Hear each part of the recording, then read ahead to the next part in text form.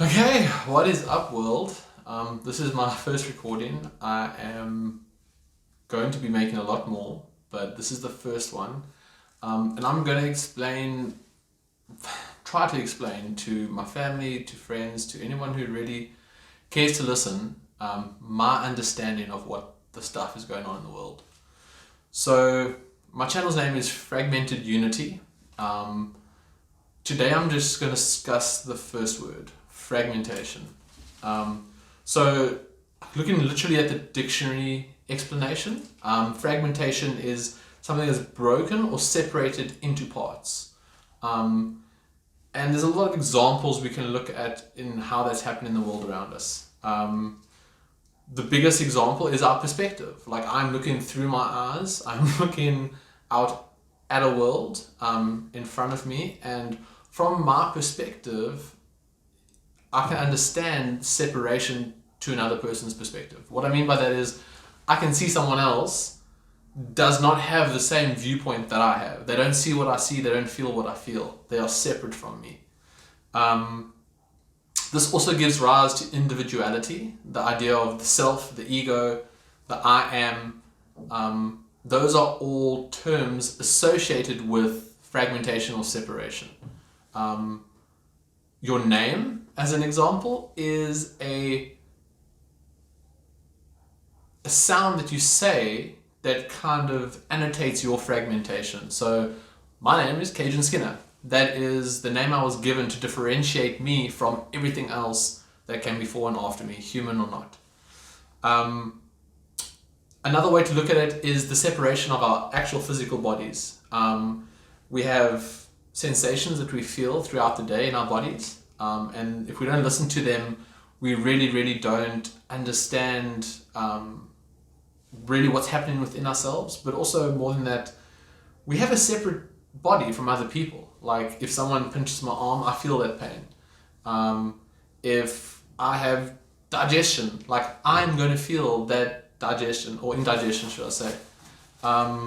If I have a headache, I'm going to physically feel my headache. If I have muscle tension, if I'm sore from doing activity, like, I'm going to experience that, and other people are not. So that is another form of separation, is our bodies. Our physical bodies are separated from others. There's a very clear, distinct line. We can tell what is us and what is not. We can tell the separation between the skin layer and the air layer that we feel. When we experience wind, it's a play of that separation. Another play on this is separate thoughts. We have a lot of separate thoughts. Like, for example, you can have a house where people are opening birthday presents and everyone's excited and everyone's happy. And next door you can have a house of people that are in an argument, in a fight, and their thought patterns are going to be extremely different, and they're not going to really affect each other until there's some kind of situation that gets loud or gets out of control, and then maybe draws attention of people around them. But for the most part, we can have our thoughts separate to ourselves. That's what essentially allows or facilitates lying. The ability to have a thought and a word separation. So I can say, I am a big, giant princess elephant. But just because I say it doesn't mean that it's necessarily true. So that is the separation I'm talking about. I know in myself that I'm not telling the truth, but I can make it seem as if that is what I believe.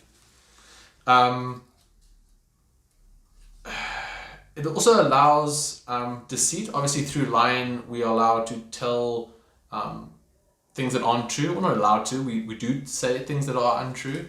And again, it does cause a kind of proliferation of separation. It continues the separation. And you'll understand what I mean by that when we speak about unity and how that manifests.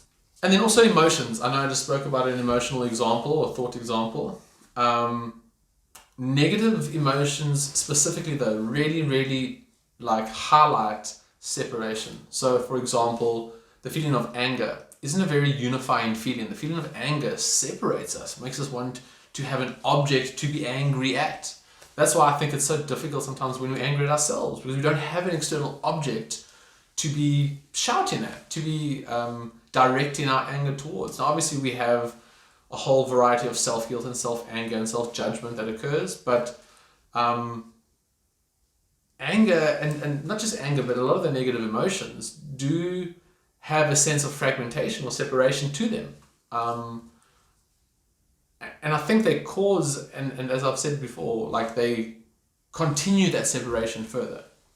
I also see this as duality's first stage. What I mean by that is like duality is emphasized in a lot of understandings around the world, and I do see fragmentation as the first part of separation. In Genesis it said, "Let there be light in the firmament of heavens to divide the day from the night." That is a spoken example of duality being created.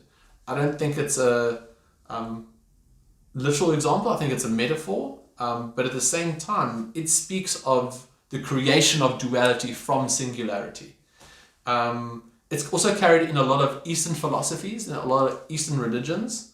It's also seen in a lot of the natural flowing on and off states of nature. So, for example, the day and the night. Those are balanced, fragmented, opposite ideas. Male and females. Again, following on the idea of duality, these are two very separate but very similar things. Just like the day and night, you could speak about a similarity, but we all know that there's a distinct and clear and understandable difference between the two. And not to say one is right and one is wrong, not to say light is right or darkness is wrong, but to understand the duality exists. And I imagine this as a coin. A lot of the time duality is seen in people's mind as an either or, like I have to like the night or the daytime, boy or girl, whatever it is. And I don't always think it's that simple. I do think that we can have non-dual thoughts and non-dual feelings towards things. Example of Eastern philosophy or understanding is the Chinese yin yang. That is an explanation or a example of duality. The literal translation of yin yang is dark bright. And I really love that wordplay and understanding of duality and of fragmentation being the first step of duality. So if you look at my picture that I'm going to show you now, you can see really what I'm talking about. Not really what I'm talking about, but the metaphor that I've drawn and the understanding I'm trying to explain in fragmentation, separation, and unity. Another example of this is cell separation or mitosis. Again, we can see an example of how that looks and understand like the biology behind the separation from unity to duality. So in every cell, well, not in every cell, but for the creation of every cell, it had to be differentiated from the cell before it. So it separates from one into two, and that is a process called mitosis. A lot of you obviously know about that, but it's a good understanding to have of the idea of separation. Another more real example that maybe some people can relate to is the separation of a child from its mother, fragmentation. Those two bodies are one, and then all of a sudden they are two. Just like mitosis, it is the starting of fragmentation. Now, again, the mother will know, yes, that is her child, and there's a bond there that cannot be broken, but that she also knows that that is the point of separation. That is what causes, in my opinion, postmortem depression in so many people, is that the realization that they can never go back to the unity that they had, that they're going to continue this entire life walk in the separation. Which I promise is not that bad if you can just understand it and understand how to find that balance. So this is my first video. I hope it gave you guys some understanding. I was really nervous, but I think my next one will be a little bit better, maybe more clear, maybe less mistakes. But until then, I hope this gives you the first level of understanding. Bye.